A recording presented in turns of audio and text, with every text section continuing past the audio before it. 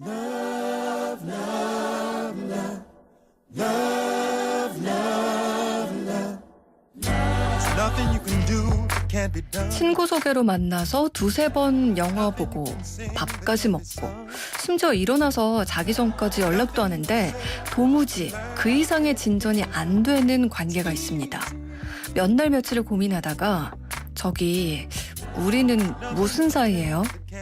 용기를 냈더니 이게 웬걸 어색한 공기와 함께 관계는 순식간에 뜨뜻미지근해지기 시작하는데요. 그래도 괜찮습니다. 우리에게는 이분이 있기 때문이죠.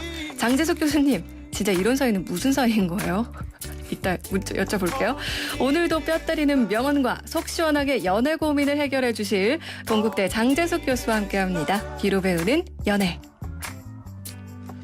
네, 오늘도 교수님 또 함께 해주십니다. 교수님 안녕하세요. 네, 안녕하세요. 오늘 날씨 정말 덥죠? 네, 정말 더웠어요. 이렇게 반팔로 다녔는데 전혀 아무렇지 않더라고요. 그러니까요. 저도 요즘에 아침에 출근을 걸어서 해요. 네. 그래서 걸어올 때는 사실 아침에는 좀 춥다 싶어서 맞아요. 외투를 챙기게 되는데 오늘만큼은 걸어오는데도 막 땀이 날 것만 같아서 그쵸, 벌써 아침인데도. 이러면 어떡하나 네. 이런 생각 들었거든요. 올여름이 엄청 더운가 봅니다. 네. 그러니까요. 근데 이런 더위도 또 연인들 또 사랑하는 부부 사이에서는 반갑죠. 네. 서로 네. 더위가 무섭겠어요. 추위가 그러니까요. 두렵겠어요. 옆에 누군가 있다면 그럼요. 다행이다 싶은데 네. 앞서서 제가 오프닝에서도 이제 얘기를 했는데 이런 사이는 정말 어떤 사이인 건가요? 진짜 좀 애매한 사이인 것 같은데요. 저는 그 청취자님께 그런 말씀 드리고 싶어요. 일단 연락을 좀 끊어보는 게 어떨까? 내가 먼저 하던 연락을 스탑해보잖아요. 네. 어쩌면 그분은 소개해준 친구 때문에 내가 연락을 했을 때 그냥 어쩔 수 없어 계속 받아주고 만나자고 하면 만나주고 했는지도 모르겠어요. 연락을 끊어보면 그 사람의 마음을 좀 더 알 것 같고요. 그 사람한테 연락이 없으면 뭐 아무 사이 아닌 거고 뭐 먼저 이제 선 연락이 온다. 그러면 뭐 진짜 말씀하신 대로 뭐 썸일 수도 있겠죠. 네. 네. 맞아요. 제가 이제 교수님하고 만나기 전에 네. 이제 광고 나가는 동안 저도 이런 얘기 해본 적 있거든요. 라고 네네. 말씀을 드렸었는데 네. 저는 다행히도 그 당시에 그래서 우리가 무슨 사이예요? 라고 말을 했을 때 굳이 이걸 말로 딱 정해야 돼요? 어머. 라는 상대방 대답이 돌아왔었어요. 네. 그래서 좀 약간 안도를 했었던 기억이 나는데 그러게요. 그러게요. 모두에게도 좋은 결과가 있길 바라보면서. 자, 그나저나 교수님, 오늘까지가 저희 청취율 조사 기간이에요. 네. 막판 스파트라고 하죠. 뒷심이 정말 중요하거든요. 오늘 청취자분들 중에서도 이 전화를 또 받으시는 분들이 계실 수 있어요. 교수님도 마찬가지고요. 그렇죠. 저도 아직까지 못 받았는데 만약 평소 어떤 라디오 프로그램 즐겨 들으세요? 이런 전화가 왔다. 뭐라고 대답해야 하죠? 고민할 필요도 없을 것 같아요. 당연히 뉴스 FM 조현지입니다. 당연한 거 아닌가요? 그렇습니다. 거기에 제가 거기 코너 진행하는 네. 장재숙 교수예요. 이렇게. 네, 그 말은 생략하도록 하겠습니다. 정말 오늘 22일까지니까 혹시라도 전화를 받으시는 분들은 이게 모르는 번호 이거 뭐야 하고 이게 거절 버튼 누르시지 마시고 잠깐 시간 내서 받아주시면 거기다 또 저희 프로그램 이름까지 얘기를 해주시면 정말 좋을 것 같습니다. 감사드릴게요, 미리. 자, 그리고 오늘도 지난주에 미처 소개해드리지 못한 문자 사연부터 좀 상담을 해보려고 해요. 3200 청취자님, 15년째 장기 연애만 하고 있는 커플입니다. 네, 왜 연애만 하고 있는지 아시겠죠? 저희 커플은 이렇게 사소한 걸로도 자주 싸워요. 정 때문인지 아니면 그렇게 싸우고도 뭐가 잘 맞는 게 있어서 못 헤어지는 건지 이런 사람하고 결혼하면 무조건 이혼이겠다 싶어서 선뜻 같이 살지도 못하겠고요. 근데 또 연애가 길어지다 보니까 둘 다 결혼 시기를 놓쳐서 새로운 사람을 만나지도 못하고 있습니다. 싸우는 이유는 별거 아니에요. 그냥 사소한 대화에서 시비로 번져서 불꽃이 튑니다. 주변에서는 할 만큼 했다. 이제 좀 헤어져라. 이런 조언도 하는데 그것도 마음처럼 안 되고요. 싸움에도 기술이 있다면 제발 싸울 때 싸우더라도 잘 싸우고 싶습니다. 정말 긴 문자를 이렇게 보내주셨어요. 그러게요. 사실 이 문자를 보내주셨다는 연락을 받고 제가 이번 주제를 선정하는데 좀 도움이 됐거든요. 아, 네. 15개월이 아니고 15년째 연애 중이시라니까 제가 정말 깜짝 놀랐는데요. 아마 이쯤 되면 싸우는데도 두 분이 그 패턴이 많이 익숙해지지 않으셨을까 싶습니다. 그래도 두 분이 그 돈독한 정 때문에 싸우면서도 지금껏 관계를 잘 유지하고 계시겠죠. 요즘 청취자님 말고도요, 그 잘 싸우고 싶다 하시는 분들이 참 많으세요. 네. 오늘 내내 이야기가 될 테니까 귀 쫑긋 세우고 한번 들어봐 주셨으면 좋겠어요. 네. 저는 오늘 먼저 조현지 아나운서에게 질문을 하나 던지면서 시작을 하고 싶은데요. 네. 혹시 이 세상에 갈등이 없는 부부 있을까요? 글쎄요, 뭐 부모 자식 간 친구 사이에도 갈등이 있는데 어떻게 부부 사이에 갈등이 없겠어요? 그렇죠. 갈등이 없는 부부는 정말 이 세상 어디에도 없습니다. 서로 다른 두 사람이 만났는데 진짜 어떻게 갈등이 없을 수 있겠어요? 다만 갈등이 심해지기 전에 그 갈등을 잘 해결하는 부부가 있을 뿐인 거죠. 네. 그래서 정확히 표현하면 갈등이 없는 부부가 아니라 싸움의 기술을 가진 부부라고 저희는 봐야 될 것 같아요. 네. 그래서 싸움의 기술은 다름 아닌 지혜로운 싸움이라고 생각을 하시면 될 것 같습니다. 맞아요. 왠지 싸움의 기술이다라고 얘기를 하면 뭔가 어떻게 하면 이길 수 있는지 그렇죠. 이런 타이틀 같은데 네. 지혜로운 싸움이라고 좀 우리가 붙여보니까 좀 그럴듯하고 네. 배워야겠다 이런 생각이 드는데 자 그럼 좀 어떻게 싸우면 될까요? 일단 지혜로운 싸움이 되려면요. 첫 번째는 한 사람이 이제 화가 나기 시작하잖아요. 그러면 그 화난 감정을 숨기지 않는 거예요. 아, 네. 이거 솔직히 표현하라는 건데 이 부분은 아마 다들 알고 계실 거예요. 흔히 내 감정을 솔직히 표현한다 그러면 다짜고짜 화를 내는 게 아니라는 거 알고 계시죠? 근데 그게 쉽지가 않죠. 그렇죠. 근데 네. 다짜고짜 화를 내는 건 여러분 그건 표현이 아니고 내 감정에 지배를 받는 겁니다. 그래서 싸울 때에는 내가 무엇 때문에 기분이 상했는지 그 부분을 정확히 말로 표현을 해야죠. 상대에게 표현하지 않으면 지금 내가 얼마나 화가 나고 있는지 또 속을 썩고 있는지 알기 어렵잖아요. 요거는 그때 얼마나 상대방을 사랑하는지에 대해서 네. 표현을 하라고 얘기해 주실 때도 네네. 독심술사가 아닌 이상 표현하지 않으면 알 수 없다. 뭐 이렇게 얘기해 주셨었잖아요. 그렇죠. 진짜 기억력 너무너무 어, 좋으신데요. 사랑도 이제 뭐 화가 난 것도 뭔가 표현을 해야 된다. 네, 맞습니다. 그래서 첫 번째는 일단 내 감정을 솔직하게 표현을 하는 거고 두 번째는 주변 사람들에게도 배우자와의 갈등을 살짝 오픈하는 거예요. 여러분들 한번 해보셨을 텐데 내가 많이 화가 나 있고 너무 배우자한테 섭섭한 게 있을 때 뭐 애인도 마찬가지죠. 주변 친구들에게 이 얘기를 하다 보면 그 순간 얘기를 하면서 감정이 어느 정도 정화가 되거든요. 네. 얘기를 하다 보니까 자기가 생각해도 참 별거 아니었는데 왜 이렇게 예민했지? 그런 생각을 할 수 있어요. 그래서 일단은 나 자신의 마음을 정확히 표현하고 그리고 주변에 내 마음을 조금 토로해 보는 거, 그 정도 필요할 것 같아요. 저는 여기서 좀 궁금한 게 교수님. 네. 사실 저도 가끔 이런 상황이 당연히 이제 있는데 네. 이런 생각이 들어요. 뭔가 가족과 관련된 이런 화는 괜히 남한테 얘기했다가 결국은 내 얼굴에 내가 침 뱉는 것 같아서 그렇죠. 이거를 좀 맞아요. 표현하기가 그렇더라고요. 맞아요. 그래서 때로는 그 아주 친한 사람들에게만 그런 이야기를 하라라는 이야기도 있는데요. 오히려 친하면 나중에 그 친구와 사이가 안 좋아졌을 때 부메랑이 되어 돌아올 수 있잖아요. 그래서 정말 일회성 만남인 사람? 네. 우연히 어느 사람하고 동석을 하게 됐어요. 이야기를 나누게 됐어요. 예. 그럴 때. 그럴 때 살짝 내보이는 것도 도움이 될 수 있죠. 오히려 또 그런 얘기하면 더 친해질 수도 있고. 뭐 그럴 그렇죠? 수도 있겠죠. 그렇게 또 뭐 터놓을 수 있는 대상이 있으면 다행인데 네. 혼자서만 좀 끙끙 앓고 주변에 네. 좀 터놓을 대상이 없다. 이런 그렇죠. 분들은 어떻게 하면 좋을까요? 맞아요. 그럴 때도 많아요. 저는 사실 그럴 때 그러니까 딱히 지금 누구에게 연락할 수가 없을 때 말다툼 같은 거 하다가 잠깐만 좀 나갔다 오겠다. 네. 그리고 그 자리를 좀 비웁니다. 네. 그래서 동네라도 한 바퀴 돌고 들어오는 거예요. 네. 그러면 나가서 공기도 좀 쐬고 뭐 이렇게 뭐 봄꽃도 좀 보고 지나다니는 사람들도 좀 보고 하다 보면 그것 또한 마음이 정화되는데 상당히 도움이 되거든요. 네. 그러니까 일단 흥분되었던 감정이 조금은 가라앉을 수밖에 없는데요.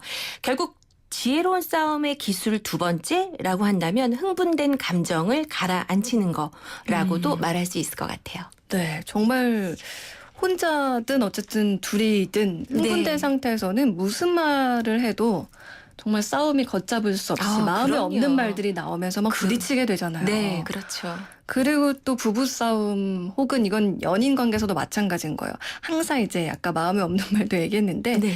과거에 했던 얘기들 혹은 과거의 잘못이 계속 튀어나올 때가 있어요. 맞아요. 이게 정말 기름 붓는 거거든요. 정말이죠. 네, 이럴 때 어떻게 해야 돼요? 지금도 어쩌면 이 방송을 들으시면서 서로의 과거를 들추면서 싸우고 계신 분이 있을 수도 있는데요. 네. 이미 지난 잘못을 가지고 계속해서 이야기한다는 건 결코 좋을 수가 없습니다.